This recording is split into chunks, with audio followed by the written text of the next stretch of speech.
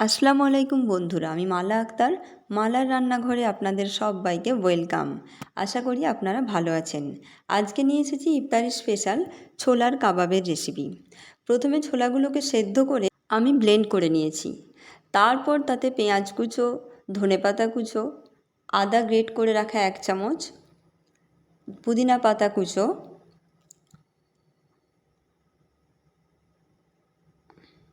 নুন, হলুদ গুঁড়ো, লঙ্কা গুঁড়ো, জিরের গুঁড়ো, ধনে গুঁড়ো। প্রতিটি মশলায় ছোলার পরিমাণ অনুযায়ী নেবেন। অল্প কিছুটা বেসন,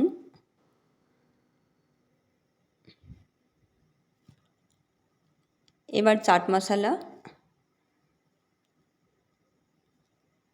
কাঁচা লঙ্কা কুচো, একটা ডিমের সাদা অংশ আর একটু লেবুর রস। সমস্ত উপকরণ দিয়ে খুব ভালো করে মেশাতে হবে। এই অবধি ভিডিওটা দেখে থাকলে একটা লাইক করে যাবেন আর সাবস্ক্রাইব বাটন অন করে অল নোটিফিকেশান প্রেস করে রাখুন, যাতে আমার ভিডিও সবার আগে আপনার কাছে পৌঁছে যেতে পারে। এখন আমার মাখানো কমপ্লিট। এবার আমি কাবাবের শেপে গড়ে নেব একটা একটা করে। সবগুলো এভাবে গড়ে নিতে হবে।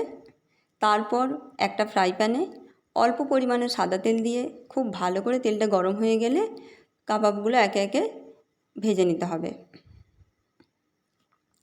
খুব বেশি তেল দেওয়ার কোনো প্রয়োজন নেই।